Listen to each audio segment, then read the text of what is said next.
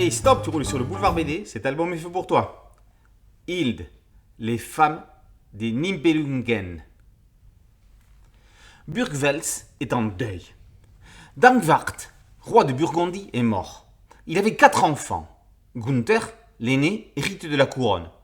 Chacun de ses 2 frères, Gernot et Gisela, va recevoir sa part d'héritage. Quant à leur sœur Kriemhild, elle reste sous leur tutelle et percevra sa part à son mariage. Elle n'en a pas l'intention. Sa mère et ses frères trouvent son comportement bien présomptueux. Hagen, l'éminence grise, est formelle. L'argent est une affaire d'homme. Il n'a pas à être donné à une princesse célibataire qui pourra en faire ce qu'elle veut. En attendant qu'elle soit mariée, il servira à la défense du pays. Quelques mois plus tard, le prince Siegfried de Santen, héritier d'un petit royaume dans les basses terres, arrive à Burgwels. Il est également roi des Nibelungen et de sa puissante armée. Il est connu pour être un pourfendeur de dragons. Kriemhild n'a de toute façon pas le choix.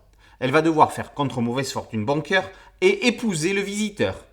Pas question pour elle pour autant de devenir une reine potiche. Si cette union va être un moyen de renforcer les royaumes des 2 parties, un autre mariage est en vue. Celui du roi Gunther, qui a semble-t-il trouvé chaussure à son pied en la personne de Brunhild d'Islande, une dame puissante et noble. Cela n'est pas du tout du goût de Hagen, qui a bien l'intention de garder le contrôle de la situation. Quelques semaines plus tard, alors que l'élu débarque au royaume, elle est accueillie chaleureusement par Kriemhild, voyant en elle comme une sœur dans une situation similaire à la sienne. Cette dernière lui apporte en retour une réponse cinglante. Elle ne se sentira jamais chez elle ici. Bref, les 2 unions seront célébrées le même jour. Le peuple est en liesse pendant que les cœurs des princesses sont emplis d'aigreur. La chanson des Nibelungen est une épopée médiévale allemande du XIIIe siècle. Elle narre la vie de Siegfried et de son trésor, celui des Nibelungen, dont l'anneau qu'il porte prouve qu'il en est le propriétaire. Le compositeur Richard Wagner s'en est emparé, tout comme Tolkien s'en est inspiré pour Le Seigneur des Anneaux.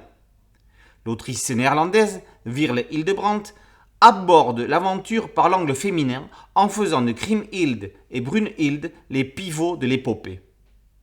Dans un univers phallocrate, ces féministes avant l'heure sont bien décidées à peser de tout leur poids politique, familial et humain.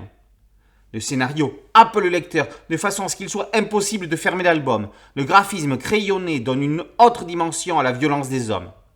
Hildebrandt démontre qu'on peut revisiter une histoire battue et rebattue pour mettre les femmes sur un pied d'égalité décisif par rapport aux hommes, ce qui n'est que justice, que ce soit dans l'histoire avec un grand H ou dans les légendes. Les éditions Hanspach sont en train de constituer un catalogue d'une qualité et d'une diversité impressionnantes, ayant en particulier pour mérite, entre autres, d'importer sur le marché francophone des petites pépites comme cet album, Hilde, les femmes des Nibelungen. Hilde, par Virle Hildebrandt et par vos éditions Hanspach. Boulevard BD, c'est un podcast audio, une chaîne YouTube et un site dédié. Merci de liker, de partager et de vous abonner. A très bientôt sur Boulevard BD. Ciao.